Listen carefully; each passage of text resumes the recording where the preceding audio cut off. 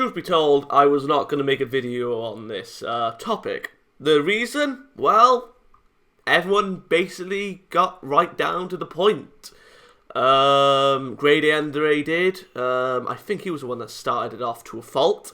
I Hate Everything. Channel Awesome, who I think is the nostalgia critic. I'm not familiar with his work. Most of these channels I only became aware of because of this. So you're probably wondering, Xaydam, why are you making a video on this topic now? Why not start at the beginning? Well, the reason for that is because, well, yesterday I was just going in my sub box, see if there's any new videos. And then I see one that Cheap Reviews did. It was called, I will have the link in the description, but let me just get the title up. Where's it gone? I have lost it. Copyright strike for vlogging on my front porch. That was the video. And I was just like, what? Is this going to be something satire or whatever? But no. It was literal, and perfectly honest, I don't even know why I doubted it. Well, it's not a case of doubting, it's just a case of I didn't want to believe that YouTube was that stupid, in spite of everything that's been going on, in spite of it.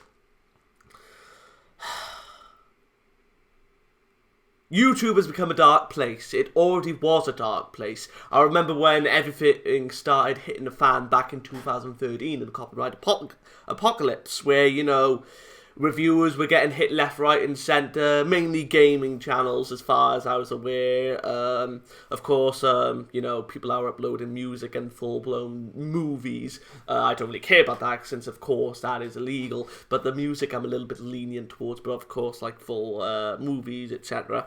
is a different story entirely. And, you know, Let's Players just being targeted. And still to this day, we're being targeted. Not just like, you know, gamers now or anything specific. It is like a wide range. Like recently, I don't know if the channel is back up, but yeah, I've been kind of in the dark lately. But Team 4-Star was obviously hit by YouTube's shittery. Their channel got taken down and so forth, but of course they still have their website, but that's beside the point. The point is that YouTube got their channel down when they are protected under fair use because it is a parody.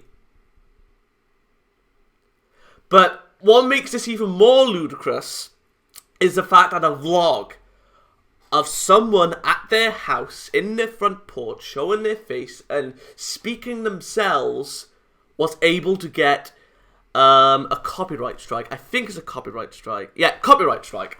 Was able to get a copyright strike for something that's basically him. He literally owns it. You cannot deny that. Now, of course, I am well aware that you know, the CEO of YouTube was reached out to by a lot of people. I myself, of course, after Grade A did the video, make YouTube great again, or the hashtag great again. I've seen that going around. But yeah, anyway, I'm kind of getting off topic. My point is that everyone is being punished by companies that are literally in the Stone Age. The problem is they don't realise that media is moving forward without them. And in retrospect, kind of hard to believe, we are the ones, the YouTubers, keeping them alive. More often than not, some, you know, movies, shows, games, even music, whatever tickles your fancy, wouldn't be as popular if not for YouTube and other websites. Now, of course, there was obviously a differentiation to that rule. If you're already popular, i.e., for example, Breaking Benjamin, then they wouldn't need to have to worry. Now, let's go to gaming now for this point. If you're like, you know, an indie developer, that was like, you know, struggling to get your game out there, and then some YouTuber does it. Let's use an example. Five Nights at Freddy. Perfect example. Perfect example. It was indie, of course. It probably was at the time. I think it still is. But yeah, the Scott Cawthon. I think his last name's Cawthon.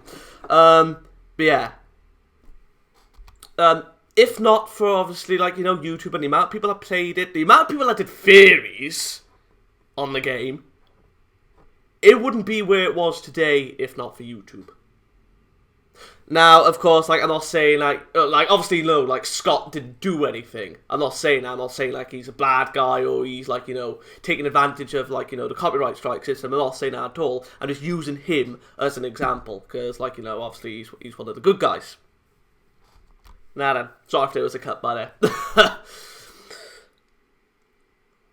What I'm trying to say is, like, obviously,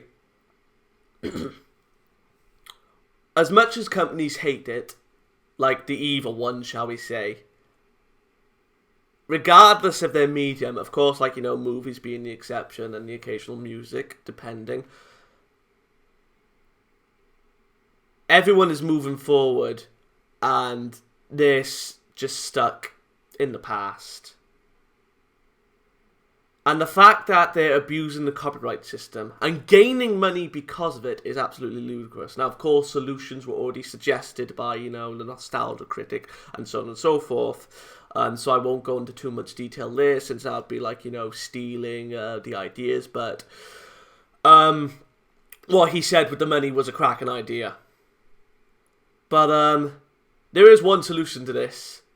YouTube needs to stop being robots. They need to get people like YouTubers get in contact with, like, you know, if they know that the strike they've received or, you know, the copyright notice, etc., was unlawful or was given, like, you know, by third-party companies, by the main companies themselves, because it is fucking obvious that, you know, the large companies are getting, like, you know, other smaller companies to do the dirty work. It's obvious. And whoever believes otherwise, more to fool you. No offense, of course, but when it comes down to this, because I just get a little bit narky, because I love YouTube. I do. I really do. It is a good place. But the problem is, no one will allow it to be the good place. No one wants it to flourish. And the fact that, in spite of all that's happening, in comparison to what YouTube thinks is good, big YouTubers, like, obviously, like, to them, big YouTubers are in the millions. But obviously, to me, the big YouTubers are the 100,000 plus. Like, in hindsight, they're the safe guys, you know? But to see people with, like, you know, 600,000, 500,000, even, like, you know, 800,000 subs getting strikes and even getting taken down for a time that aren't safe, it's demoralizing. And the fact that it's taken so long for them, you know, to get their channels back or remove the strikes,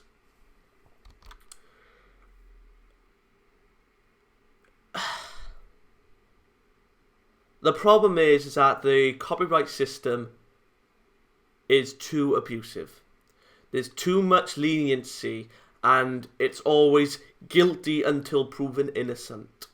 There isn't someone notifying the YouTuber saying, oh, this, that, and the other is saying, you know, this is theirs. And more often than not, that is true, but of course it's under the fair use. I.e., the perfect example would be is I Hate Everything, because there was a movie he did a review on or something. And while he was being negative, of course, I Hate Everything, he did suggest people to watch it, but the guy still gave him the strike. And he got no, you know, punishment for it. There needs to be a level playing field. Now, I know YouTube is trying to cover their ass with this. I fully acknowledge that, but the fact that they're content creators, the people that are making them money, are being punished and penalised first shouldn't be right. What should happen is this. If a copyright strike is being sent off, like, it stays there, like, the people, like, someone from YouTube talks to, for example, I Hate Everything, right? They talk and they're just like, oh, this guy is blah, blah, blah, blah, because of this, that, and the other. and we would like to review your content. No, and we're going to review your content to see if that's the case. Like, none of this automated bullshit, because if they can't reply or anything, then you know that YouTube is done fucking up. Like, and after getting that email, there has to be a certain amount of time, because obviously, like, a YouTuber isn't going to be on the same amount of time as them, and of course, like, systems like that need to be 24 hours, and like, so like, they could, like, speak straight away. So there needs to be, like, a grace period between that and receiving the email, about 3 days. That's fair enough. Not a week, 3 days, just enough, like, so they can get the chance to speak their case. Then, obviously, the YouTuber speaks, and then it's just like, hang on, this isn't right. That my video, yes, it does use snippets of the film, but it's under the fair use. I'm showing examples, I'm reviewing it, and then, the people from YouTube obviously look at it and are like, oh, yeah, this falls under fair use. This is a, blah, blah, blah, blah, blah. And, like, once they've sorted that out, the people from YouTube say, you have abused our copyright system, do it again and your channel will be terminated. Simple as. That's all that needs to be done. Like, there's a grey area. There's an investigation first. Obviously, like, it's a little bit, like, childish. Well, mediocre of an investigation, but still. So, yeah, like, obviously it's kind of a mediocre plan to start with, but at least it's something. Like, they're not, taking sides. They're being neutral. YouTube is being neutral. And if, like, someone comes back, oh, I'm suing you and all that, they could just be like, look at the laws. But then again, when we go to the laws, like, the laws are outdated. And, sometimes people can misconstrue what fair use is to a fault. Now, of course, like, parodies, movie reviews, game reviews, etc., etc. And even Let's Plays fall under fair use because, of course, it's educational, what have you. The content is being used fairly. And, like, I've seen the argument with Let's Plays, all the time. People go for the personality. They only ever go for the game if it's, the game was shite. And they want to see, like, someone's reaction. Perfect example was Day One's Gary incident. Obviously, it wasn't a Let's Play, but Total Biscuit, like, saw that. And then, obviously, like, that kerfuffle happened afterwards. So, yeah. The laws need to catch up. But first, we need to get a grey area. And I think, while that is a mediocre plan to start off with, we at least have something. And then, YouTube theoretically wouldn't be able to get the backlash from that. Because if, there is backlash from the other side and they're not, it's just a case of them throwing their toys out the pram. Simple as. So, yeah. I've been Xaydam. Thanks for watching. # where's the fair use?